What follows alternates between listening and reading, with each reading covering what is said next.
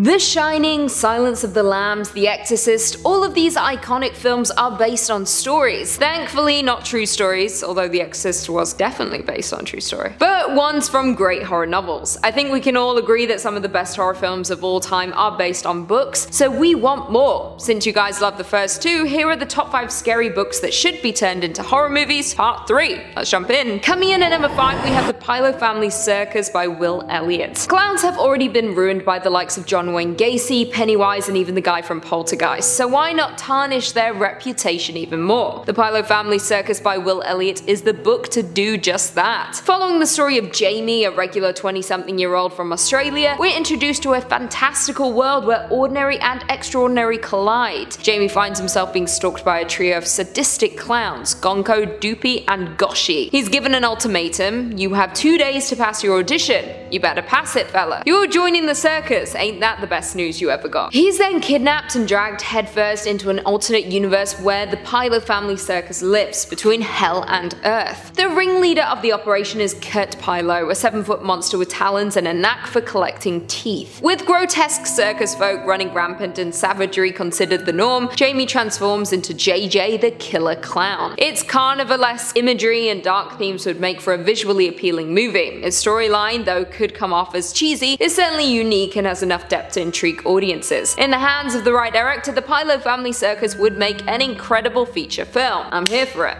Give me them clowns. Coming in at number 4, we have Insomnia by Stephen King. It seems impossible that there are more Stephen King novels out there that haven't been adapted for TV or film, but believe me, there are plenty. We've seen It, The Shining, The Mist, Carrie, the list goes on and on. One novel that horror movie enthusiasts are missing out on is Stephen King's Insomnia, and we want this film made. What makes this book really fun is that it's connected to so many of the other pieces of work. The novel is set in Derry, Maine, the same town that Pennywise the clown terrorized in It. Mike Hanlon, a character from It, even makes an appearance. Insomnia also closely related to his series The Dark Tower, with mentions of the antagonist, the Crimson King. The novel follows Ralph Roberts, who begins to suffer from insomnia after his wife's death. As his lack of sleep worsens, Ralph's sanity comes into question when he begins experiencing things that are invisible to others. He's now able to see people's aura, and these beings he refers to as little bald doctors. Ralph comes to the conclusion that these are not hallucinations, and his friend Lois Chase also admits to seeing the same things. The pair confront 2 of these little bald doctors, Clotho and Lachesis, who are there to preserve the natural order of death. They learn that the 3rd Doctor, Atropos, is more interested in killing people and serving the Crimson King. Ralph finds himself in the middle of a battle between the forces of the purpose and the random. The novel features some high action moments that would translate well onto the big screen, like the threat of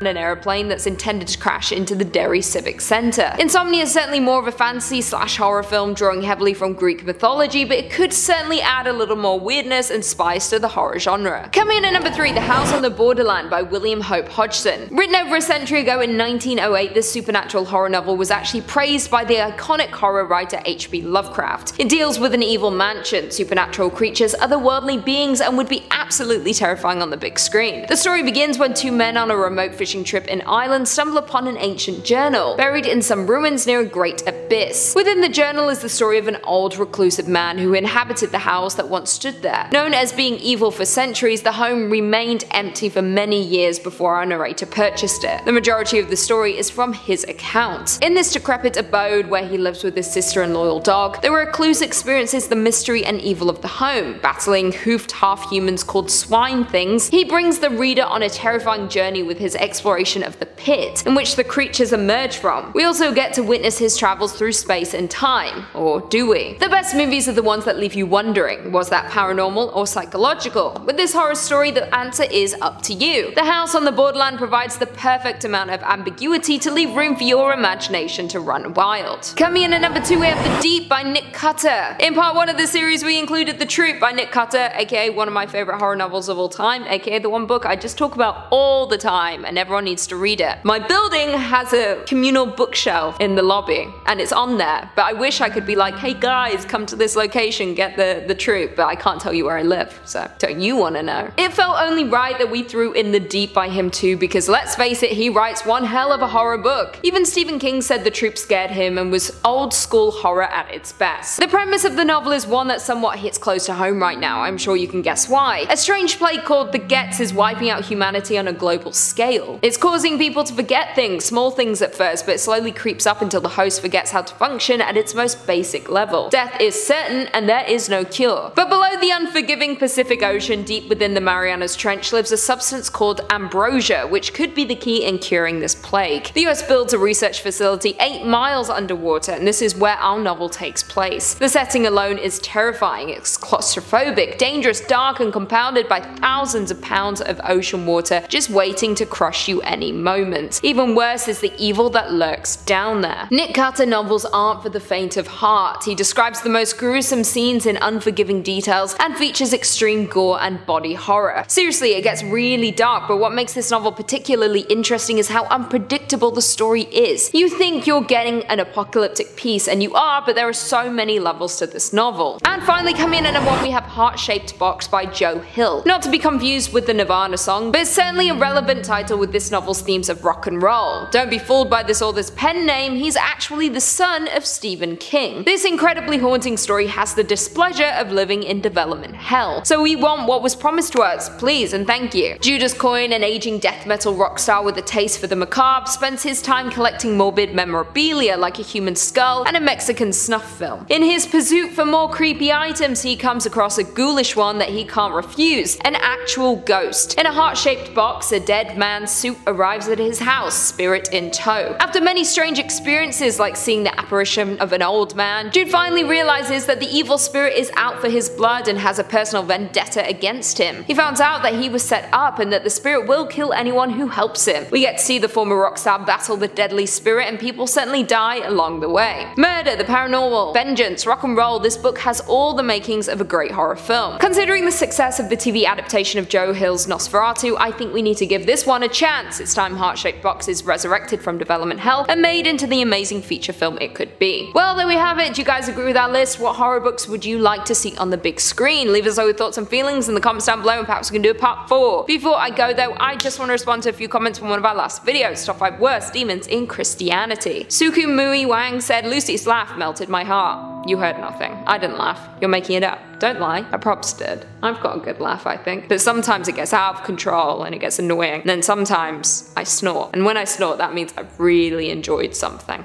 You know? Colin Brown said, demons sure, but what about the angels? Some apparently aren't as nice as they seem. Well, by the time this goes out, we do already have angels in Christianity life. Or angels in the Bible. Something. We have it coming. I'm on it.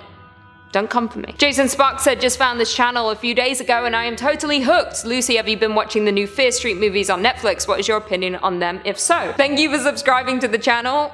We've been getting an influx of new people. Thank you. You're welcome. You're blessed with us. With me, mostly. You're blessed. I have been watching Fear Street. I watched Fear Street 1994. The second one came out last Friday and I need to watch that. I haven't had time, but I'm gonna watch it. It's like Fear Street 1970 something. And then it's gonna be the third and final one. And I love it. They're great. And on that note, if you haven't already, be sure to give this video a big thumbs up. And until next time, I'll see you later.